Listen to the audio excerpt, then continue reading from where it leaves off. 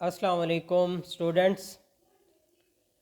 Last lecture हमने किस चीज़ के मुतालिक पढ़ा था, थोड़ा सा उसे रिकॉल कर लेते हैं।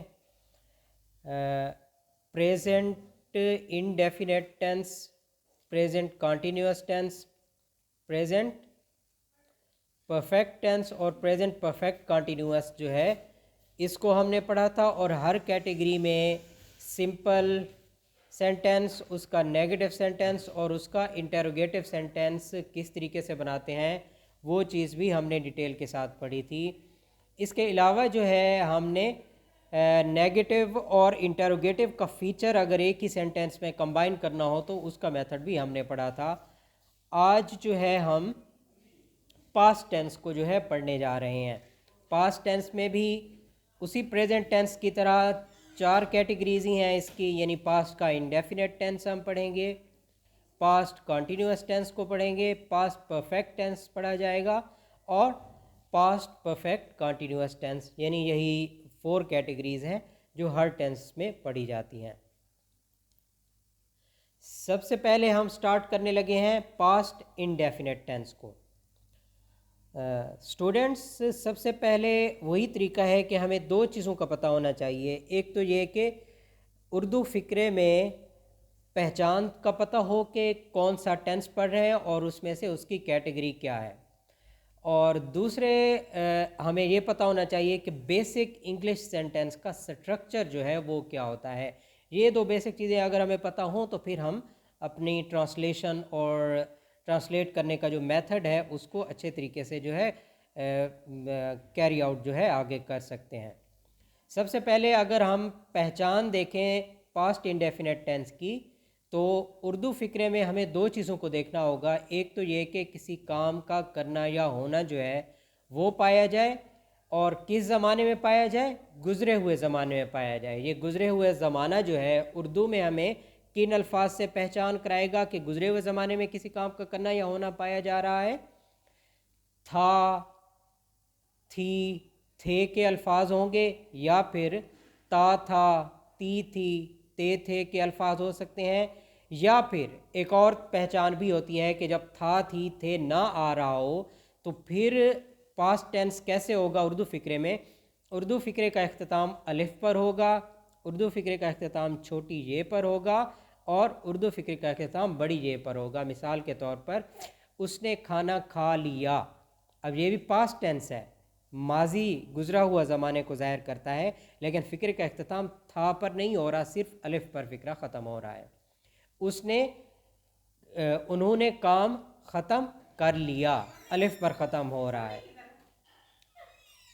अब जब हम पहचान एक मरतबा कर लेते हैं तो basic structure of the sentence English का, as you know well that, सबसे पहले सब्जेक्ट होता है इंग्लिश सेंटेंस में, उसके बाद वर्ब लगाना होता है और उसके बाद हमें ऑब्जेक्ट लगाना होता है।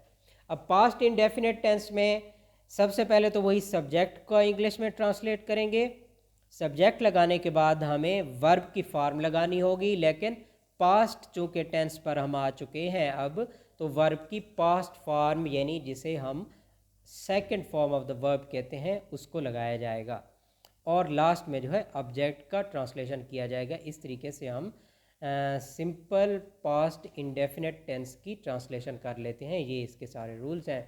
एग्जाम्पल पढ़ लेते हैं, जैसे we played cricket.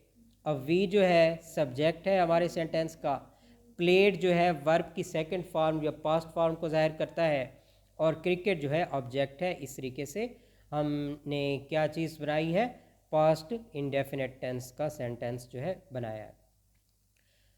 In past indefinite tense second और the past form is used with all kinds of subjects. यहाँ जो है हर किस्म के सब्जेक्ट के साथ सिर्फ पास्ट फॉर्म या second form of the verb जो है उसी को यूज़ किया जाएगा। यहाँ तक बात क्लियर हो गई है।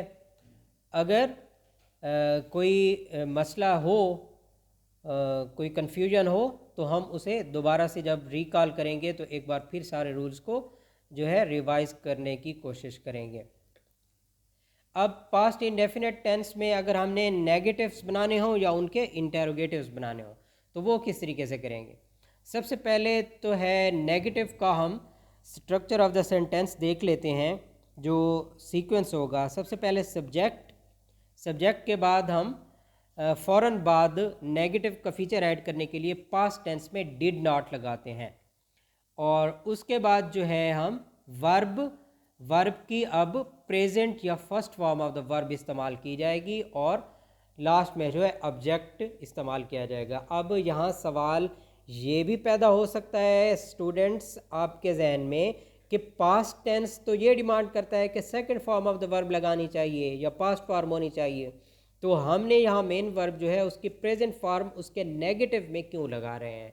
तो इसका मतलब ये है कि जो हम नेगेटिव बनाने के लिए हेल्पिंग वर्ब जो हमने लगाया है वो डू या डज़ नहीं, बल्कि उसकी जगह पर हम डिड नॉट लगा रहे हैं, जो कि बज़ाते खुद second form of the verb है डू की, या past form of the verb है डू की। तो इसको हम दोबारा से मेन वर्ब में रिपीट नहीं कर सकते, यानी वही पास्ट वाली या second form of the verb वाली चीज़ डिड की सूरत में आ चुकी है चूँकि ऑलरेडी, इसलिए मेन वर्ब जो होगा फिर उसमें सिर्फ प्रेजेंट फॉर्म ही हमारी रिपीट होगी। इस चीज़ को जहन में रखना है, गलती नहीं करनी कि आप डिड नॉट भी लगा दें और उसके बाद जो मेन वर्ब है उसकी भी second form of the verb लगाएं, तो ये सेंटेंस आपका गलत हो सकता है। इसको जहन में रखना है आपने। एग्जाम्पल हम इसकी देख लेते हैं। He did not take tea, he subject, did not negative बनाने के लिए, और take first form of the verb, और टी जो है उसका ऑब्जेक्ट हो गया। इस तरीके से ये सारे नेगेटिव्स बनेंगे। अब जो है इंटेरोगेटिव का सेंटेंस स्ट्रक्चर हमने देखना है। तो जैसा कि हम पहले इस चीज़ को डिस्कस कर चुके हैं कि कोई भी सेंटेंस अगर उसका इंटेरोगेटिव बनाना हो तो हमें हेल्पिंग वर्ब जो भी मुताल्लिका उस सेंटेंस में बन रहा होता है उसको स्टार्ट ऑफ द सेंटेंस में हम ले जाते हैं, और बाकी जो सीक्वेंस होता है सेंटेंस का वो वैसे ही बाकी रहता है, सिवाय इसके कि हम एंड जो करते हैं सेंटेंस का वो क्वेश्चन मार्क पर करते हैं। तो यहाँ भी पास्ट का नेगेटिव बनाने के लिए, इंटेरोगेटिव बनाने के लिए हमें डिड जो उसका हेल्पिंग वर्ब है उसको स्टार्ट ऑफ द सेंटेंस में हम लगाते हैं। उसके बाद सब्जेक्ट, उसके बाद वर्ब की प्रेजेंट या फर्स्ट फॉर्म बिल्कुल नेगेटिव की तरह, क्योंकि पास्ट वाला फीचर जो है वो डिड की सूरत में आ चुका है जो कि डू का सेकंड फॉर्म है या पास्ट फॉर्म है। तो आगे मेन वर्ब को हमने फिर दोबारा से प्रेजेंट लगाना है, और लास्ट में ऑब्जेक्ट और उसके बाद क्वेश्चन मार्क लगाना है।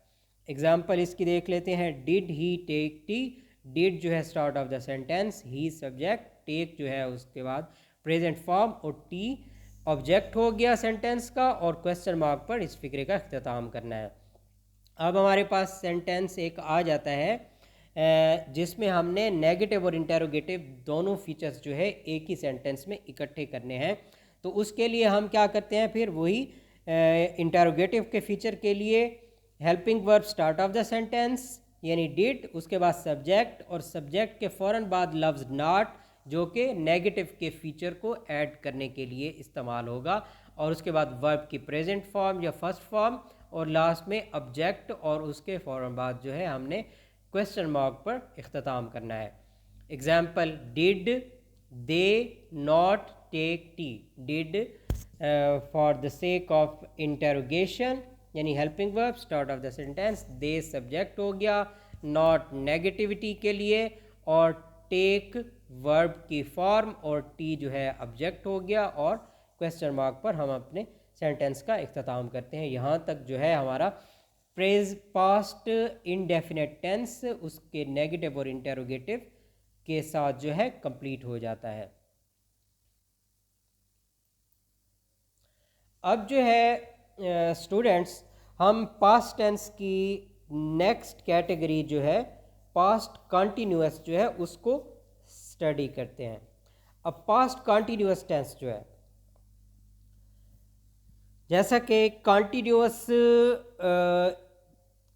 के टेंसेस किस चीज़ को ज़ाहिर करते हैं, काम जो किया जा रहा है वो अभी जारी है, यानी काम का करना या होना अभी ख़त्म ना हुआ हो, मुकम्मल ना हुआ हो, वो कंटिन्यूड हो, जारी हो। तो इस तरह के कैटेगरी को हम क्या कहते हैं, कंटिन्यूअस या जारी कहते हैं। अब पास्ट कंटिन्यूअस में ये है कि माजी में किसी ऐसे काम के करने या होने का जिक्र हो जो कि उस वक्त फ़िक्रे का मफ़हूम हमें ये बता रहा हो कि गुज़रे हुए ज़माने में वो काम जारी रह चुका था या जारी रहा था।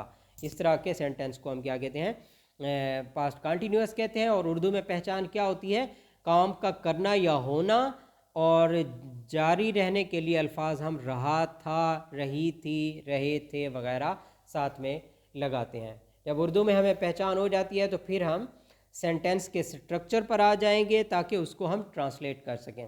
सेंटेंस का स्ट्रक्चर वही, सबसे पहले सब्जेक्ट के बाद यहाँ हेल्पिंग वर्ब लगाते हैं। यहाँ आपको स्टूडेंट्स एक चीज़ याद करनी होगी, टेंसेज आप अच्छे तरीके से उस वक्त पढ़ सकते हैं या समझ सकते हैं या याद रख सकते हैं जब आप डिफरेंट कैटेगरीज़ को एक दूसरे से कंपेयर करें। मिसाल के तौर पर अगर प्रेजेंट का इंडेफिनेट है तो आपको पता है first form of the verb लगानी है, पास्ट का इंडेफिनेट है तो second form of the verb लगानी है, बाकी सेंटेंस का स्ट्रक्चर सेम है।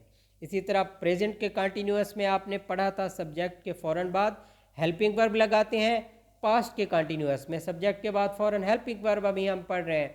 तो इन दोनों में डिफरेंस क्या हुआ, प्रेजेंट के कंटिन्यूअस में हेल्पिंग वर्ब में इज़, एम या आर लगाया था हमने, पास्ट के कंटिन्यूअस में जो हेल्पिंग वर्ब होगा वो दो सूरतों में होगा, या वाज की सूरत में या वर की सूरत में होगा।